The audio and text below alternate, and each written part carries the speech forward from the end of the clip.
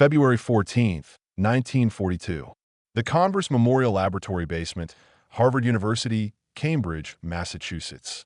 In the quiet, cloistered world of academic chemistry, far removed from the thunder of battlefields and the strategic calculus of generals, a profound and terrible breakthrough was about to occur.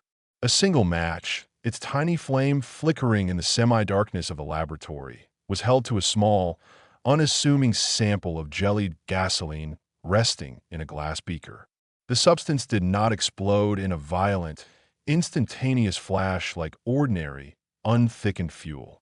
Instead, it ignited with a thick, almost lazy, orange flame that clung tenaciously to the surface, burned with an unnatural intensity, and simply, stubbornly refused to die. Aluminum naphthenate and aluminum palmitate. Professor Louis Fieser meticulously noted in his laboratory journal, his handwriting a precise, academic scrawl, creates a gel consistency remarkably similar to that of applesauce, which then thickens to a consistency resembling vulcanized rubber. The 42-year-old organic chemistry professor, a man renowned in his field for his groundbreaking work, set down his pen and reached for the secure telephone line that connected his laboratory directly to the National Defense Research Committee in Washington, D.C. What he and his small team of researchers had just created in that quiet university basement would fundamentally and irrevocably change the very nature of warfare in the Pacific. They had invented a weapon that could penetrate the deepest, most fortified caves, a substance that could breach the strongest concrete bunkers, a liquid fire that could destroy what conventional bombs and artillery shells could not even touch. Professor Fieser, on that Valentine's Day, had no idea that his discovery, a byproduct of his government-contracted research, would ultimately lead to the single most devastating and widespread incendiary campaign in the entire bloody history of human warfare. The Pacific War, from its very first brutal and shocking moments, had taught the American armed forces a series of brutal and unforgiving lessons. Chief among them was the stark and almost unbelievable reality that Japanese defenders, as a rule, did not surrender. They dug in. They fortified their positions with an almost fanatical ingenuity, and they fought from incredibly strong defensive works that conventional high-explosive weapons often could not destroy. The very geology of the Pacific Islands, the volcanic rock and the hard coral, offered the perfect defensive terrain. The island of Iwo Jima, a desolate volcanic wasteland, would later be found to contain an incredible 11 miles of interconnected subterranean fortifications. The Japanese defenders on Okinawa had, with a grim and practical ingenuity, turned the ancient, stone-walled burial tombs of the island's kings into nearly impregnable machine gun nests. Conventional aerial bombs would often bounce harmlessly off the thick, reinforced concrete of their bunkers. Naval artillery shells, even the massive 16-inch shells from the American battleships, would barely scratch the surface of their deepest cave systems. Something new, something far more insidious, was desperately needed. Something that could reach into the dark, subterranean depths where the Japanese soldiers waited, ready to fight and die for their emperor. The answer to this vexing tactical problem came from a most unlikely and unexpected source. A distinguished Harvard chemistry professor who had been working on the synthesis of synthetic rubber when the war broke out. He was a man who, on principle, had initially opposed the development of chemical weapons like poison gas, but had swallowed his academic pride and his moral reservations when his country had called upon him to serve. Louis Frederick Fieser, born in Columbus, Ohio, on April 7, 1899, was a man who had spent his entire professional life engaged in the life-affirming pursuit of science. He had spent years successfully synthesizing vitamin K, a crucial compound for blood coagulation, and had published seminal works on the subject. Now, this brilliant and respected academic was about to become, through a strange and ironic twist of fate, the father of modern incendiary warfare. The very first large-scale field test of his new creation occurred on a quintessentially peaceful and academic setting. The Harvard University soccer field, located between the imposing structures of the business school and the university's main stadium, on July 4, 1942.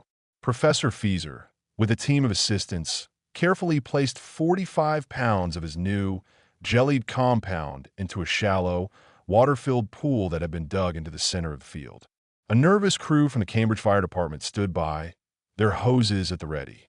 A group of students, playing tennis on the nearby courts, had absolutely no idea that they were about to witness a pivotal and terrifying moment in the history of weaponry. The white phosphorus igniter, a standard military component, triggered the napalm. The result was not a conventional explosion, but something far more strange and sinister. Great, flaming globs of the thick, sticky gel erupted into the air, splashing into the surrounding pool of water where, to the astonishment of the observers, they continued to burn with a furious, undiminished intensity. The tennis players yelped in surprise and scattered as some of the burning gel landed on their court. The gel stuck tenaciously to everything it touched. The firemen discovered, to their alarm, that their powerful streams of water could not extinguish it. In fact, the water seemed only to cause it to splatter and spread even further. It burned at temperatures that Fieser's calculations had predicted, ranging from 800 to 1,200 degrees Celsius, 1,472 to 2,192 degrees Fahrenheit. Fieser's calculations, as always, were precise. His new weapon burned a staggering 6 times hotter than thermite, the standard military incendiary of the time. And unlike gasoline, which exploded in a massive but brief and inefficient fireball, his new napalm, a name he had coined from the Na of naphthenic acid and the palm of palmitic acid, the two primary thickening agents, could be projected in a tight, cohesive stream. It could be directed with a surprising degree of accuracy into the narrow openings of caves, the firing slits of bunkers, and the vision ports of pillboxes. The aluminum soap compounds that he had used as a thickening agent gave the gasoline a sticky, applesauce-like consistency that made it adhere tenaciously to any surface it touched, including uniforms, equipment, and, most terrifyingly, human skin. The statistics from these and other early trials were compelling and undeniable. Standard incendiary bombs of the time, such as those filled with thermite or magnesium, achieved a successful, sustained fire in only about 1 out of every 60 attempts in early trials against realistic targets. Napalm, in contrast, achieved a successful and spreading fire in 1 out of every 3 attacks. The chemistry of a new weapon was revolutionary. The production of the thickening agent began almost immediately at a small company called Nuidex Products. By the middle of April 1942, they had developed a method for producing a brown, dry, and seemingly harmless powder. This powder, when mixed with ordinary gasoline in the field, would, in a matter of minutes, transform the volatile liquid into something terrifyingly new and different. The U.S. Army's Chemical Warfare Service, recognizing the immense potential of the new weapon, immediately placed orders for thousands of tons.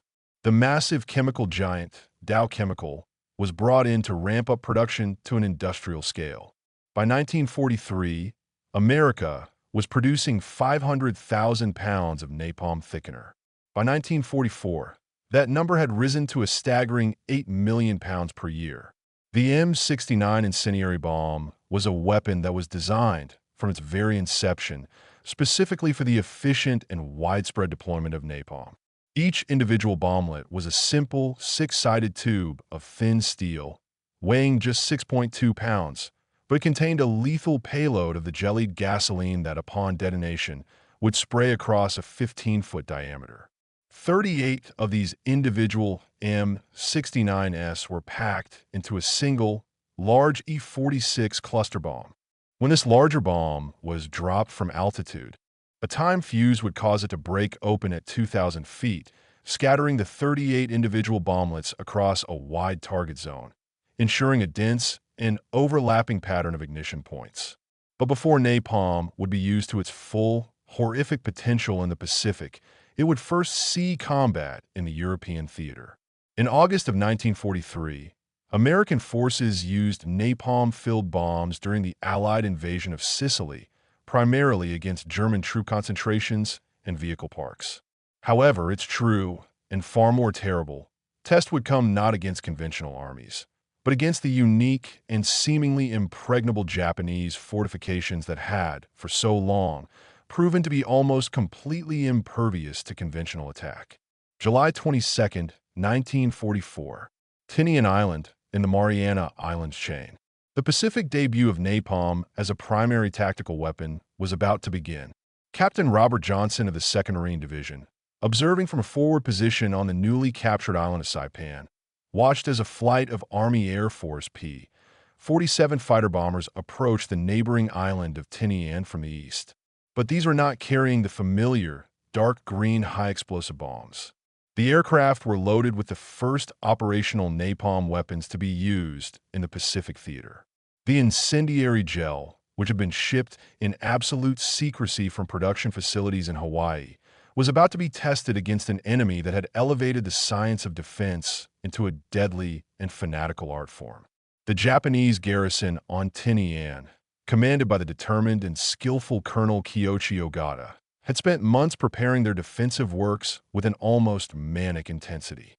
The 50th Infantry Regiment and its attached units, a force of nearly 9,000 men, had excavated an elaborate and extensive network of caves deep into the island's hard coral cliffs. Their machine gun nests were perfectly sited, covering every possible approach with interlocking fields of fire.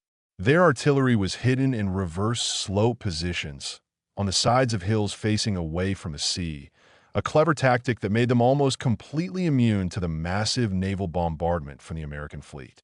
When the first of the napalm bombs fell on Tinian, the Marines who were watching from the shores of Saipan, just 6 miles away, witnessed something completely unprecedented and utterly terrifying. Instead of the sharp, percussive explosions of high-explosive bombs, great, rolling waves of orange flame, almost like a tidal wave of liquid fire, washed across the Japanese fortifications. The thick, sticky incendiary mixture flowed with a horrifying, liquid-like efficiency, penetrating the narrow openings of the caves, flowing down into the bunkers, and seeping through the smallest firing slits. The Japanese soldiers, men who had stoically survived weeks of the most intense naval bombardment in history, now fled from their positions in terror, their uniforms and their bodies ablaze. The burning petroleum jelly adhered to everything it touched. The instinctive stop, drop, and roll that soldiers are taught only served to spread the flaming gel even further across their bodies.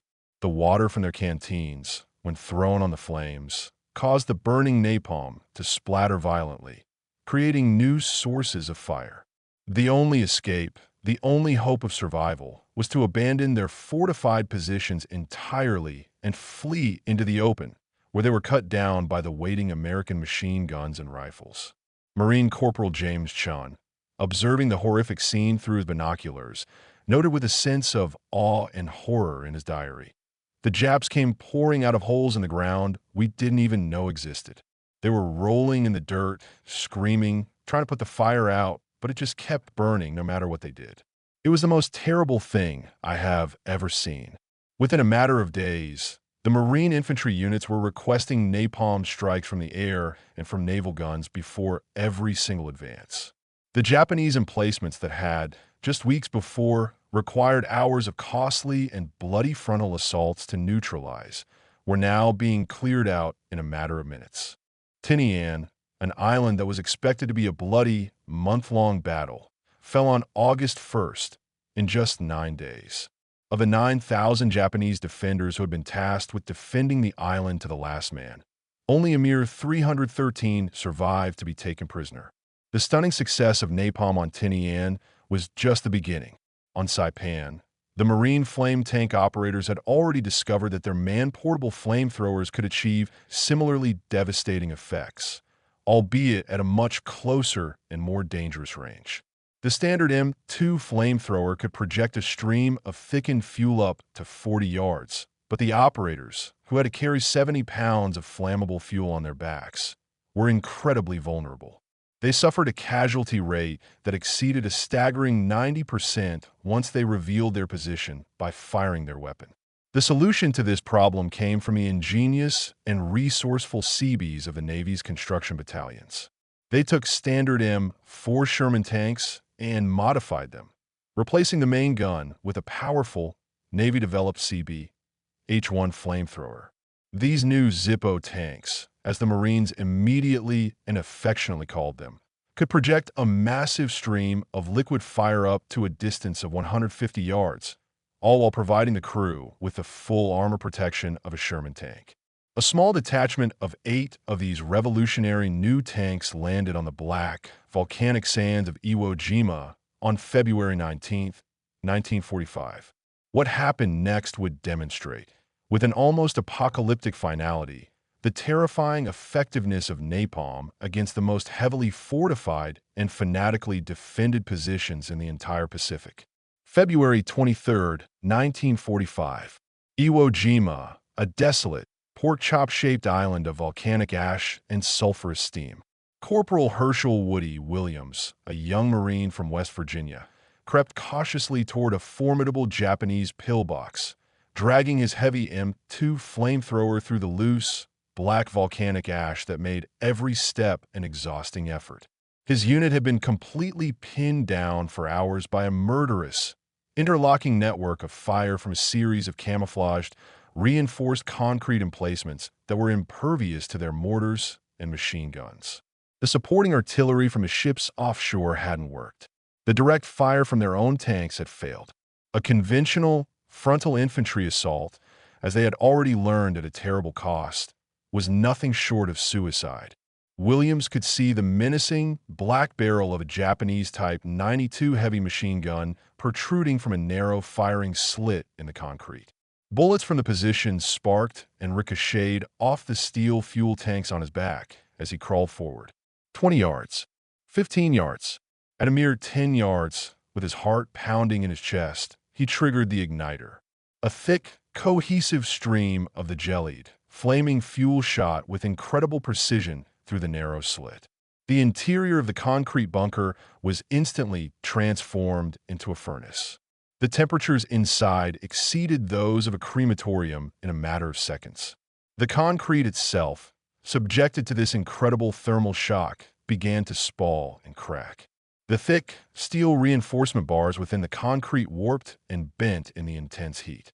The barrel of the heavy machine gun, which had been spitting death just moments before, turned cherry red, then white hot, then began to melt and droop like a wax candle. No one inside could have possibly survived for more than a few agonizing seconds. Williams, his adrenaline surging, crawled to the next position, a much larger, underground complex that was connected by a series of subterranean passages. He noticed a small, seemingly insignificant ventilation shaft, barely 6 inches wide, protruding from the ground. The nozzle of his flamethrower fit into it perfectly. A single, sustained pull of the trigger sent a torrent of the flaming gel flowing deep into the entire underground system. A few moments later, Japanese soldiers began to emerge, screaming, from a series of hidden exits 50 yards away, their bodies completely wreathed in flames that simply could not be extinguished. In a harrowing, 4-hour period of intense, close-quarters combat, Woody Williams, acting almost entirely on his own, single-handedly neutralized a total of 7 of these major fortifications. A series of positions that had stopped an entire Marine regiment in its tracks were cleared by one man with a flamethrower. He would later be awarded the Medal of Honor for his incredible actions, but in a very real sense, the true hero of that day was the terrifying and revolutionary weapon that he carried. Lieutenant General Tadamaki Kurabayashi, the brilliant and determined Japanese commander on Iwo Jima, had spent the better part of a year turning the desolate island into what he believed to be an impregnable fortress.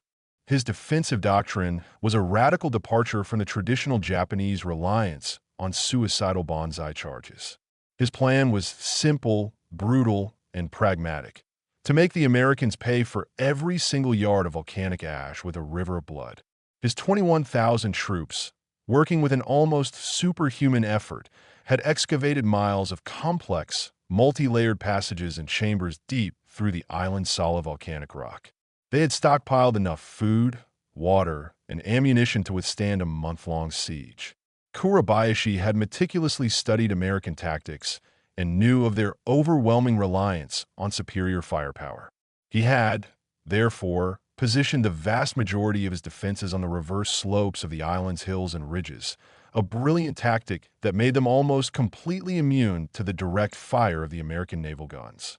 And he had strictly forbidden the wasteful, suicidal banzai charges of the past, ordering his men to fight from their fortified positions until the very last man was dead.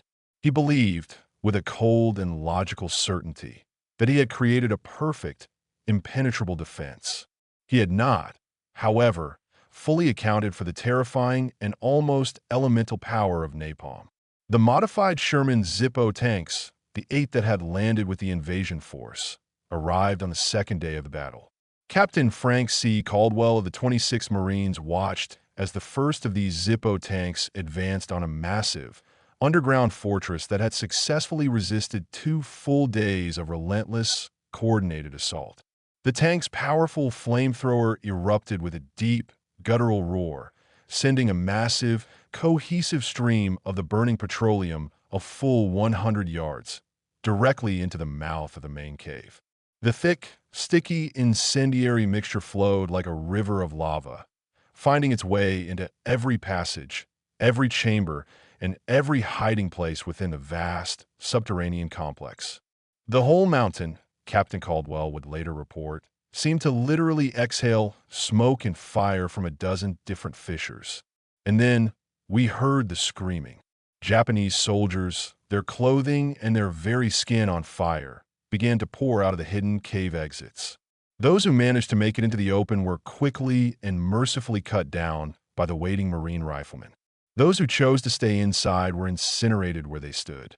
The entire subterranean complex, a position that the American military planners had estimated would take a full week to clear with conventional weapons, was completely neutralized in just 20 minutes. The 8 flame tanks on Iwo Jima consumed a staggering 10,000 gallons of the thickened fuel every single day. Each of these specialized tanks required a dedicated support team of Seabees for its constant maintenance and frequent refueling.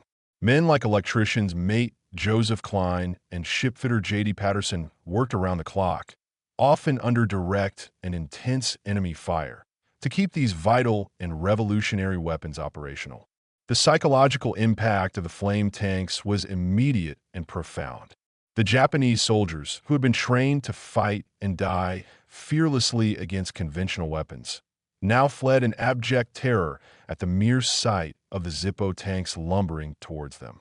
Intercepted Japanese radio communications revealed a growing sense of panic and despair in their ranks. Words like demon fire and dragon tanks began to appear with increasing frequency in the decoded messages. Private Toshio Yamada, one of the handful of Japanese soldiers who survived the inferno of Iwo Jima, would later testify to the unique horror of this new weapon. "We were trained to die for the Emperor," he said. "We were prepared for bullets, for shells, and even for bayonets. But the fire was something else entirely. It came into our caves like a living, breathing thing. You couldn't fight it. You couldn't hide from it. It found everyone." By March of 1945, napalm had proven itself to be so devastatingly and undeniably effective in a tactical role that General Curtis LeMay, the new and ruthlessly pragmatic commander of the XXI Bomber Command in the Marianas, made a fateful and world-altering decision. If this jellied, incendiary gel could so effectively clear out the deepest caves and the strongest bunkers on a tactical level, what could it do to the sprawling, flammable cities of Japan on a strategic level? March 9th, 1945, 5:34 p.m. Northfield, Guam. The air was thick with the roar of engines and the smell of high-octane aviation fuel. Operation Meeting House was about to begin. Major General Curtis LeMay, his jaw set in a determined line, watched as the first of 334 B-29 super fortresses, its silver skin gleaming in the late afternoon sun, thundered down the long runway. Each of these massive bombers was carrying a new and uniquely lethal cargo, 40 E-46 cluster bombs, containing a total of 1,520 of the small M-69 incendiary devices. Their target was the heart of the Japanese Empire, Tokyo. LeMay had struggled for months with the frustratingly ineffective doctrine of high-altitude, daylight precision bombing. The powerful and previously unknown jet stream winds over Japan consistently pushed his bombers off course. The almost constant, heavy cloud cover obscured their targets, and the Japanese anti-aircraft fire at 30,000 feet, while sporadic, was often deadly accurate. The results had been dismal, and the losses were mounting. After taking command of the XXI Bomber Command in January of 1945, LeMay knew, with a cold and brutal certainty, that he had to try something radically different, or he would be relieved of his command. The grim, cold arithmetic of destruction was compelling. A single of the new incendiary clusters, he had been briefed, could effectively destroy an area of 100 feet by 300 feet. Tokyo's sprawling residential districts were, as he knew from intelligence reports, a fire marshal's nightmare. Densely packed with lightweight wooden houses, paper screen walls, and flammable tatami mats. And, critically, a significant portion of Japan's war production was dependent on the thousands of small, family-run shadow factories that were scattered throughout these very same residential areas. What the high-altitude precision bombing had been unable to hit, a low-altitude, area incendiary attack could completely and utterly destroy. LeMay, in a series of radical and controversial orders, had the B-29 stripped of most of their defensive guns to allow them to carry more ordnance. He then ordered them to fly at night, and, at the shockingly low altitudes of between 5,000 and 9,000 feet. The lower altitude, he reasoned, would not only improve their bombing accuracy, but would also place them below the effective range of most of the Japanese heavy anti-aircraft guns. The Pathfinder aircraft arrived over the sleeping city of Tokyo just after midnight on the morning of March 10th. They meticulously marked the designated target area, a 3-by-4-mile residential district that was home to an estimated 750,000 people, by dropping their incendiary bombs in a massive, flaming X pattern. The main force of bombers followed in a relentless, hours-long stream, their bombardiers simply dropping their 1,665 tons of incendiaries into the grid of fire that was now spreading below. Within a mere 30 minutes, the thousands of individual, small fires had merged into a massive, self-sustaining firestorm. The heat at ground level, fanned by the strong winds of an approaching cold front, approached that of molten lava. The superheated air created its own weather, generating violent, hurricane-force winds that exceeded 100 miles per hour, winds that sucked the oxygen out of the bomb shelters and fed the flames with fresh air. Concrete boiled, steel melted, and the waters of the Sumida River were, in some places, turned to steam. Fire Captain Susumu Takahashi of the Tokyo Fire Department logged his final, despairing radio report at 12:48 a.m. Fire is now beyond all control. Our equipment is useless. The city is dying. Tokyo's fire department, with its 8,000 men, its 1,000 pieces of outdated equipment, and its exactly 3 ladder trucks, had trained for conventional bombings and for normal, peacetime fires. Nothing in their experience could have possibly prepared them for this man-made inferno. The jellied napalm stuck to their equipment.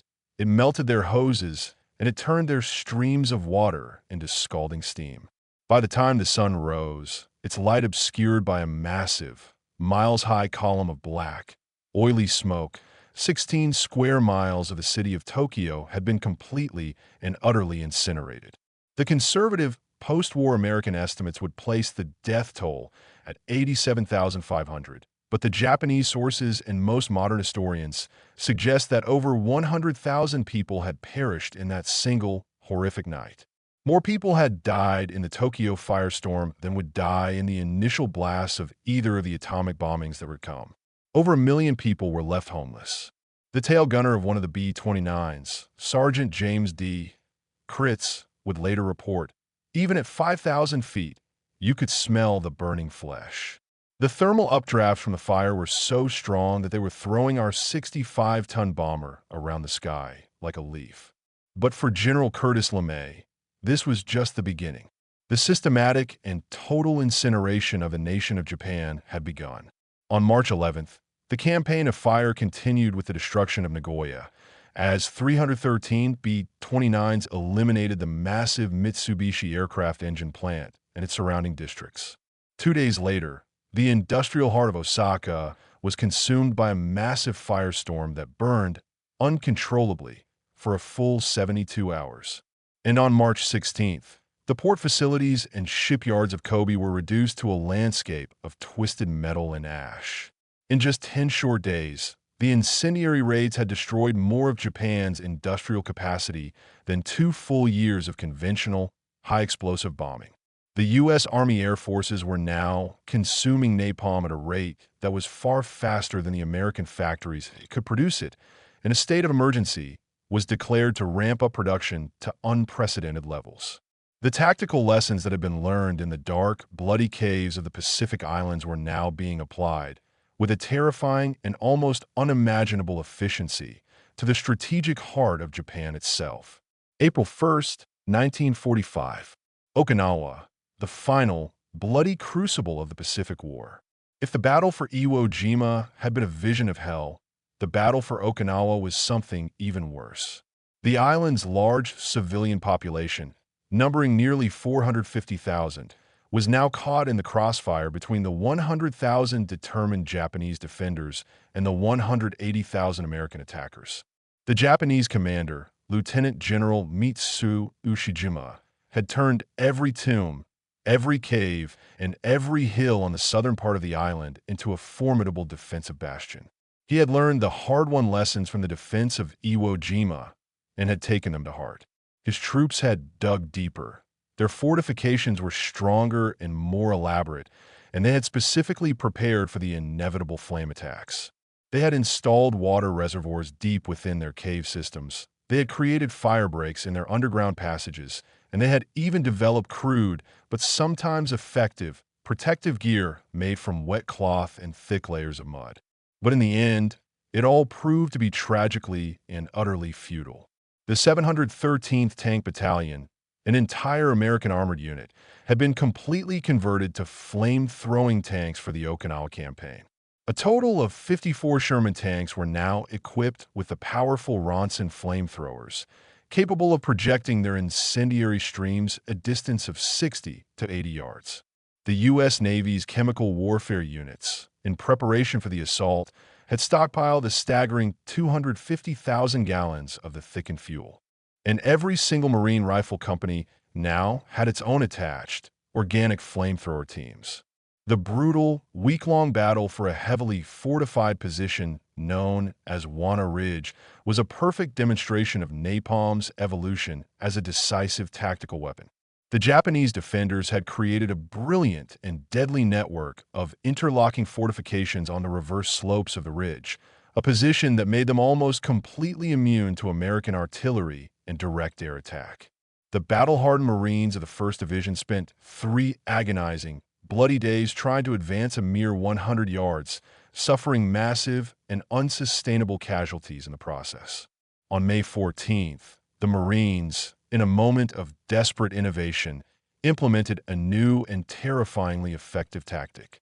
Under the cover of darkness, they hauled dozens of 55-gallon barrels of the incendiary mixture to the very crest of the ridge. At dawn, they punctured the barrels with rifle fire and simply rolled them down into the Japanese positions below. A volley of white phosphorus grenades was then thrown down to ignite the flowing, sticky gel. The entire ravine, the Dror, became a seething cauldron of flame. The Japanese defensive works, which had resisted every conventional weapon for days, were completely and utterly cleared in a matter of hours. Private First Class Eugene B. Sledge, a mortarman who would later write one of the most powerful memoirs of the Pacific War, observed the horrific attack. "The Japanese came running out of the caves we didn't even know existed," he wrote, their clothes and their bodies completely on fire. Some of them tried to surrender, but it was too late. The napalm had already done its work. They would collapse after just a few steps, the fire still burning, with an almost malevolent life of its own, even after they were dead. The psychological impact of this new form of warfare on the Okinawan civilians, who had been caught in the middle of this apocalyptic battle, was devastating. Thousands of them, following the instructions of the Japanese military, had taken shelter in the island's numerous natural and man-made caves. But when the American flame tanks approached, they were faced with an impossible and terrifying choice: to burn to death in the suffocating confines of the caves, or to emerge into the open and face the merciless machine gun fire of the American Marines. On May 30th, a group of Marines discovered a massive cave near the ruins of Shuri Castle that was filled with an estimated 450 civilians. A Marine officer, Lieutenant John Stevens of the 6th Marine Division, courageously attempted to convince them to surrender. When they refused, either out of fear or due to the coercion of the Japanese soldiers who were with them, military necessity took over. The crew of the accompanying flame tank, following their standard operating procedure, gave 3 loud warnings in Japanese over a loudspeaker. There was no response. The flamethrower then ignited, sending its deadly, fiery stream deep into the cave system. Lieutenant Stevens would later testify, with a heavy heart, "We could hear them screaming for about 5 minutes, and then there was just silence. When we were finally able to enter the cave, we found mostly women and children. The intense fire had consumed all of the oxygen in the cave. Most of them had suffocated long before the fire itself had even reached them. It was a mercy, I suppose." The Army's Chemical Warfare Service meticulously documented every single engagement. The flame tanks on Okinawa consumed over 200,000 gallons of the thickened petroleum. The underground fortresses, positions that would have required weeks of costly man-by-man clearing with conventional weapons, were now being neutralized in a matter of hours.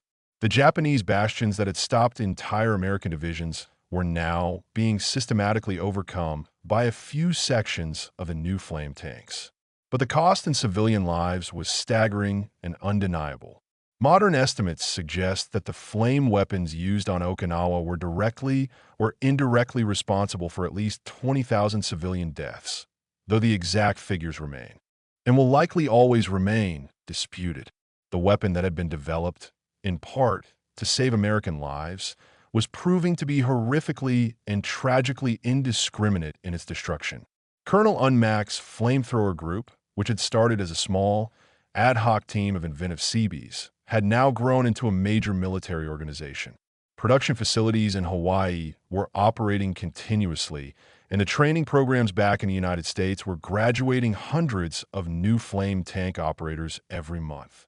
The full, awesome industrial might of America had successfully and terrifyingly turned Professor Feser's quiet laboratory discovery into a weapon of mass production and mass destruction. By the summer of 1945, the tactical transformation that had begun on Tinian was complete. The Pacific War, in its final, bloody chapter, had become a true conflagration. The air campaign against the Japanese home islands now reached its fiery climax in the summer of 1945. General LeMay's B-29s were now conducting their massive incendiary raids with an almost mechanical, clockwork precision. The target list was expanded from the major metropolitan areas to a long list of smaller, but still vital, industrial towns. The American intelligence services had identified a total of 180 Japanese urban areas that were deemed to be suitable for firebombing. By the end of July, 67 of these cities had been attacked, with varying but almost always catastrophic degrees of destruction. The sheer scope of this systematic destruction almost defied comprehension. Every single B-29 on every single mission could now carry 40 of the E-46 cluster bombs. A single 300-plane raid could therefore deliver nearly 500,000 of the individual M69 incendiary devices onto a single target. Every single one of those bombs was designed to create a pool of flame 15 feet in diameter that would burn for over 6 minutes at a temperature that could easily melt aluminum. The Japanese firefighting doctrine, and indeed their entire civil defense system, had completely and utterly collapsed under this relentless, fiery onslaught. Throughout the month of July, city after city was targeted and destroyed. Fukui lost 60% of its urban area on July 19th. Matsuyama saw three-quarters of its city consumed by fire on July 26th, while the city of Tsu suffered a staggering 85% destruction on July 28th. The systematic campaign continued with a cold, industrial efficiency, each new raid perfecting the deadly techniques that had been learned from the previous one. Japanese industrial production plummeted to near-zero levels. The surviving workers, now homeless and terrified, simply refused to show up at the factories, knowing that they were now the primary targets. The nation's transportation systems collapsed as the major rail yards and switching centers were burned to the ground. The food distribution system failed as the warehouses were incinerated. The home front, the very foundation that had sustained Japan's massive war effort for 4 long years, was now dying under the cascading, fiery waves of petroleum flame. Prince Fumimaro Kono, the former prime minister, wrote with a sense of utter and complete despair in his diary, "The Americans have found our greatest weakness. We built a nation of wood and paper, and now they are burning it down, city by city. There is absolutely no defense against this demon fire." On August 1st, 1945, the American military was in the final stages of its preparations for the invasion of Japan, Operation Downfall. The invasion was scheduled to begin in November, and the military planners, studying the hard-won lessons of Iwo Jima and Okinawa, were preparing for a bloodbath. They knew that the Japanese defensive preparations on the home island of Kyushu were extensive and formidable. Their intelligence had identified over 10,000 caves, 5,000 bunkers, and an elaborate network of underground tunnels. A conventional assault, they calculated, would cost an estimated 1 million American casualties. The proposed solution was to be incendiary warfare on a scale that would dwarf even the firebombing of Tokyo. The invasion plans called for the deployment of a staggering 75 flame tank battalions, a force of over 4,000 of the Zippo tanks. The chemical warfare units would stockpile over 5 million gallons of the thickened fuel, and the B-29s would conduct massive, rolling firebombing raids directly in front of the advancing ground forces. But this apocalyptic invasion would never come. On August 6, 1945, the atomic bomb was dropped on Hiroshima, killing an estimated 70,000 people instantly. The world gasped at the incredible city-killing power of a single bomb. But General Curtis LeMay, from a purely professional standpoint, was unimpressed. His conventional firebombing raids had already attacked 67 cities, many of which had suffered a far greater percentage of destruction than Hiroshima. The Tokyo raid alone had resulted in a higher immediate death toll. The atomic bomb, he believed, was spectacular, but his incendiary raids had already done far more cumulative damage. On August 9th, a second atomic bomb was dropped on Nagasaki. But on that very same night, 95 B-29s dropped conventional incendiaries on the city of Yauda, and the resulting conflagration burned for 2 full days. On August 14th, even as the highest levels of the Japanese government were desperately discussing the terms of surrender, the last major incendiary raid of the war was launched, with 160 B-29s attacking the cities of Komagaya and Isazaki. On August 15th, Emperor Hirohito, in his historic radio address to the Japanese people, announced the nation's surrender. In his speech, he made a famous reference to a new and most cruel bomb, a clear reference to the atomic weapons. He did not, however, mention the one weapon that had destroyed more of his nation and killed more of his people than any other. The final, staggering statistics of the incendiary campaign were overwhelming. Between March and August of 1945, the B-29 raids had destroyed over 180 square miles of urban area across 67 Japanese cities, had killed somewhere between 300,000 and 500,000 civilians, had left over 8 million people homeless, and had eliminated over 40% of Japan's total industrial capacity. The post-war United States Strategic Bombing Survey would come to a stark and unambiguous conclusion.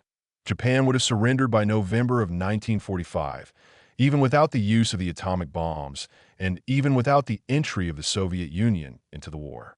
The systematic and relentless firebombing campaign, more than any other single factor, had broken Japan's ability and its will to continue fighting.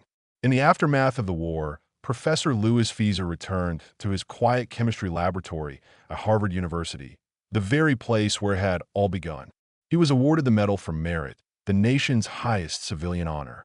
His invention had, by all accounts, shortened the war, saved countless American lives, and revolutionized modern warfare. But for Fieser, the victory was a bitter one. In 1967, during the height of the Vietnam War, he watched, with a growing sense of horror, the television footage of American napalm strikes in that country. He saw the images of children running down roads, their bodies aflame, and of entire villages being incinerated. The weapon that he had created to destroy heavily fortified enemy positions was now being used, with a terrifying and indiscriminate efficiency, against civilian populations. In June of 1972, Fieser, now an old man, wrote a heartfelt and impassioned letter to President Richard Nixon, urging an international ban on the use of napalm. When we developed napalm, he wrote, we never, for a moment, thought of its use as an anti-personnel weapon. We were thinking only of its use against structures, against fortifications. I have no right to judge the morality of napalm just because I invented it, but I firmly believe that its use should be restricted. He received a cool and non-committal reply from the president's science advisor. Fieser died in 1977. His official obituary in the Harvard University Gazette made extensive mention of his Nobel Prize-nominated work on vitamin K and his development of new antimalarial drugs. It made no mention whatsoever of napalm. The university, it seemed, had quietly and conveniently erased the most famous and most terrible of his creations from his official legacy. The lesson of the Pacific War was clear and brutal. In the age of total, industrialized warfare, victory belonged to those who could produce the most terrible weapons and who possessed the will to use them. The volcanic fortresses of the Pacific, carved from solid rock and defended with a suicidal courage, had collapsed under the fiery assault of American incendiary weapons. The Fortress Pacific had burned, and from its smoldering ashes, the modern world, forever changed by a weapon that had been born in a quiet university laboratory, had arisen. Больше, https://synonym.org/essay